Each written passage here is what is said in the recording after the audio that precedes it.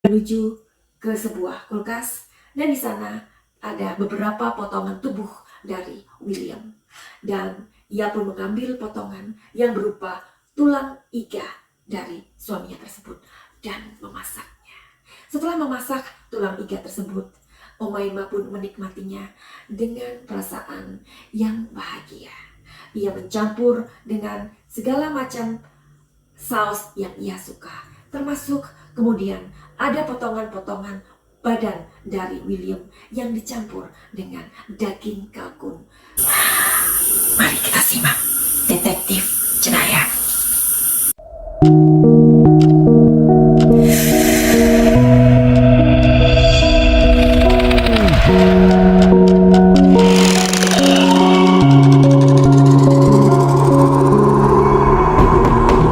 Anybody home? Ada sebuah kisah sedih dan pedih sekaligus brutal yang mungkin tidak sanggup kita bayangkan. Dan ini terjadi pada seorang wanita. Ia adalah seorang mantan model, ya.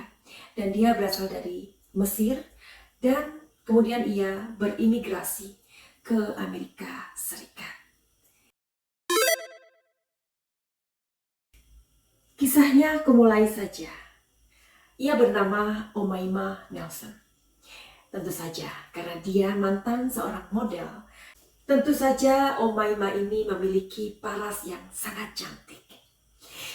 Dan suatu hari, kisahnya ia berjumpa dengan seorang lelaki yang dia adalah seorang pria berasal dari Amerika Serikat, tentu saja. Karena Umaymah juga tinggal di Amerika Serikat. Karena dia harus berimigrasi. Singkat cerita, ia berkenalan dengan laki-laki itu yang bernama William. Dan dari perkenalan itu, mereka merasakan ada benih-benih cinta yang bergetar-getar di dalam diri mereka. Kemudian mereka pun melakukan kencan berapa kali. Tepat 2 bulan kemudian, si William mengatakan pada Umaymah untuk melamarnya. Kemudian Umaymah pun tidak menolak niat atau cinta dari William tersebut. Cinta pun bersambut. Kemudian mereka pun menikah.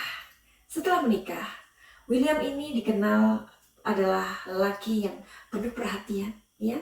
Kemudian ia kerap kali menunjukkan rasa cintanya kepada Umaymah.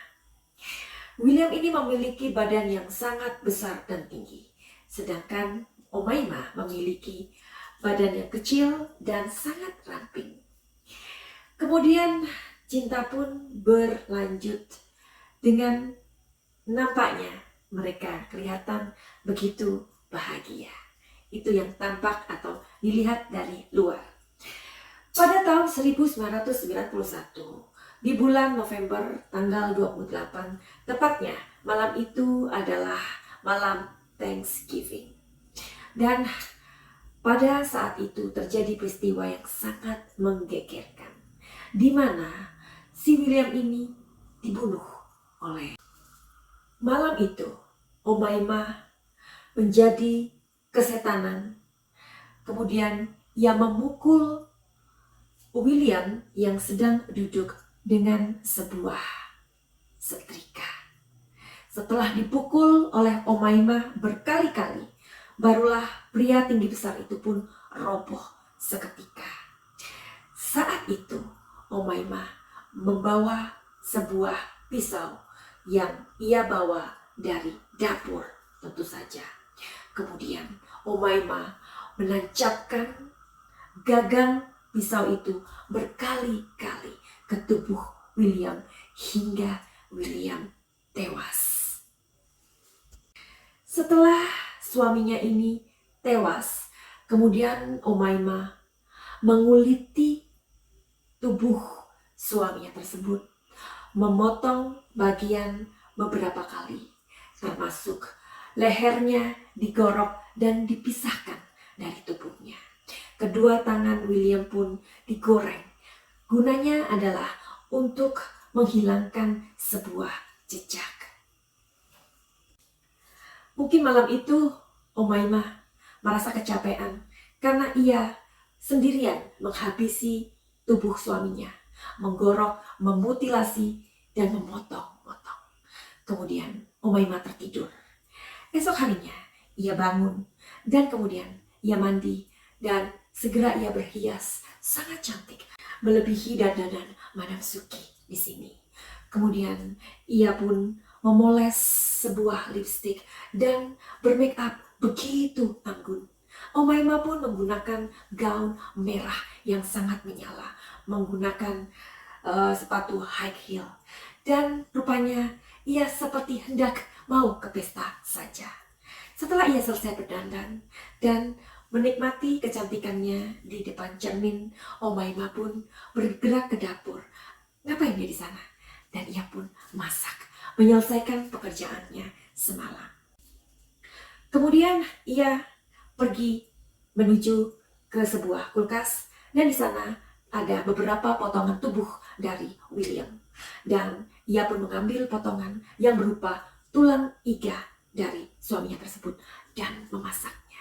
Setelah memasak tulang iga tersebut, Umaymah pun menikmatinya dengan perasaan yang bahagia. Ia mencampur dengan segala macam saus yang ia suka, termasuk kemudian ada potongan-potongan badan dari William yang dicampur dengan daging kalkun, sisa dari Thanksgiving semalam. Sampai di bagian ini, apakah kamu merasa cukup ngeri dengan apa yang dilakukan oleh Umaymah? Seringkali dalam sebuah tragedi atau peristiwa pembunuhan semacam ini, kita kadang enggak pernah mengerti apa yang terbayang oleh orang-orang psycho atau psikopat seperti mereka ini. Benar-benar di luar nalar dan di luar dari pikiran orang normal.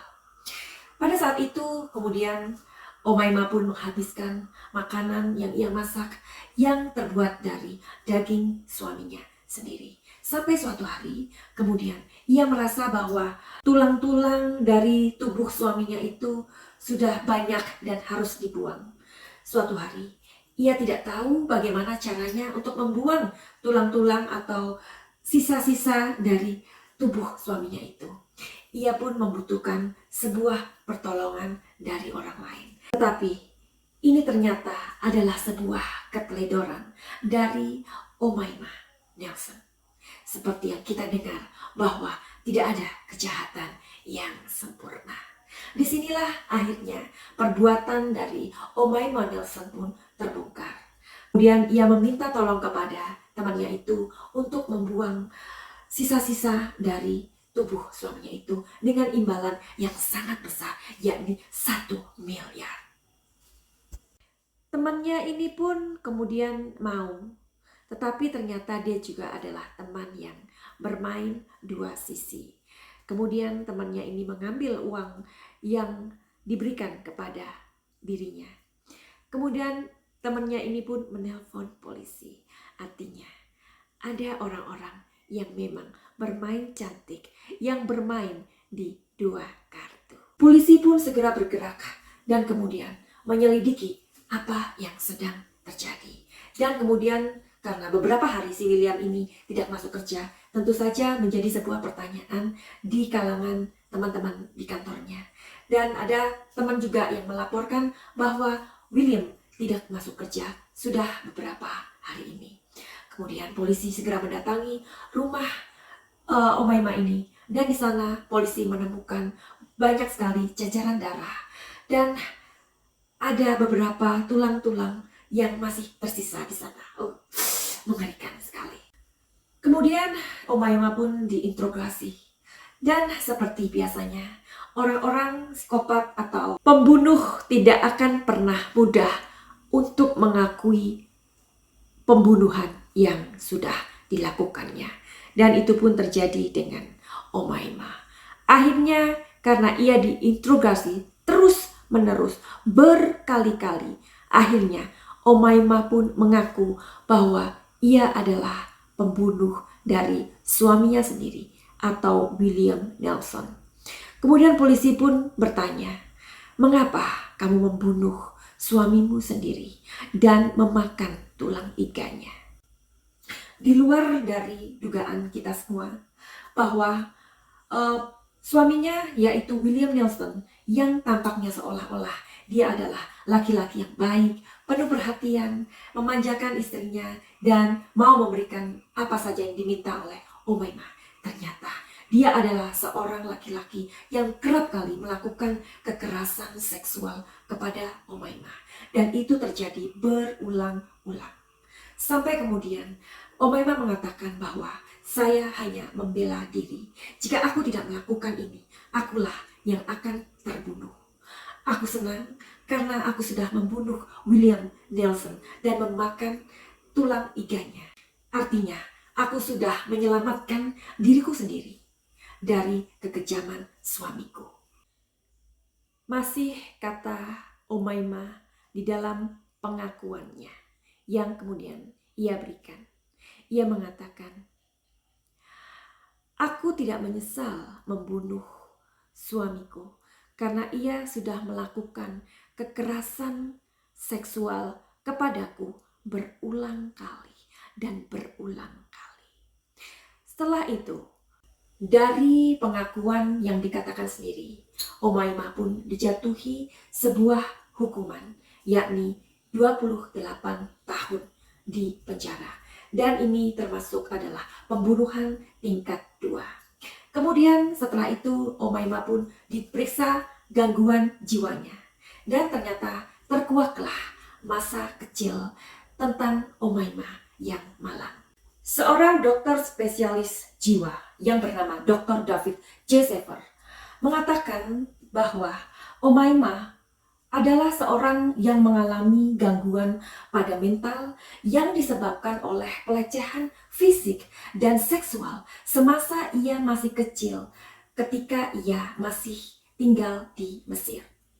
Jadi gangguan stres pasca trauma saat ia menikam suaminya William Nelson itu sebenarnya adalah sebuah gangguan psikotik yang sama sekali ia tidak sadari. Psikotik ini ketika dialami seseorang bisa menjadikan orang tersebut menjadi psycho atau kita kenal menjadi seorang yang psikopat.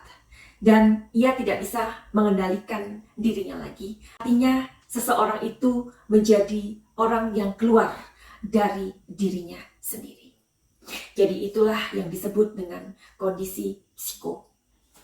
Kemudian ketika si Umaymah ini sudah berada di dalam tahanan. Ia mengenal seorang laki-laki yang berumur 70 tahun dan mereka pun jatuh cinta. Umaymah pun dan lelaki yang berumur 70 tahun ini kemudian mereka menikah di dalam penjara. Dan mereka pun menjalani kehidupan seperti suami istri yang mana mereka melakukan kunjungan sebagai suami istri dan itu dilakukan setiap 3 hari sekali di penjara. Dan kemudian Umaymah pun mengusahakan untuk naik banding ya. Dan itu dilakukan pada tahun 2011. Kemudian pengajuan naik banding itu pun ditolak. Tetapi Umaymah masih mempunyai kesempatan di tahun 2026 nanti itu pun kalau masih hidup dan akan dilakukan upaya untuk minta banding lagi. Sampai hari ini pun Umaymah masih menjalani kehidupan di dalam penjara.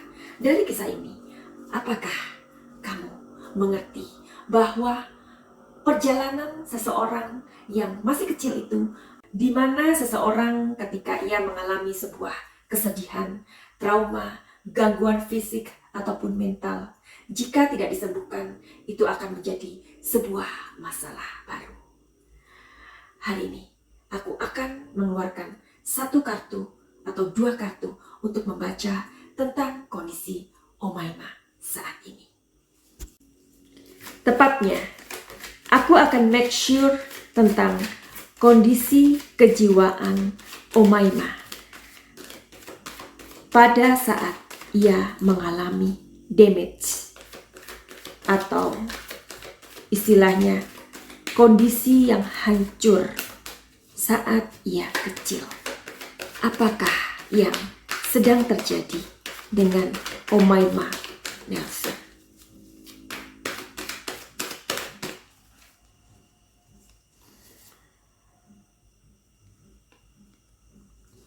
ada sebuah beban dari masalah kejiwaan, mental, dan ini sangat parah.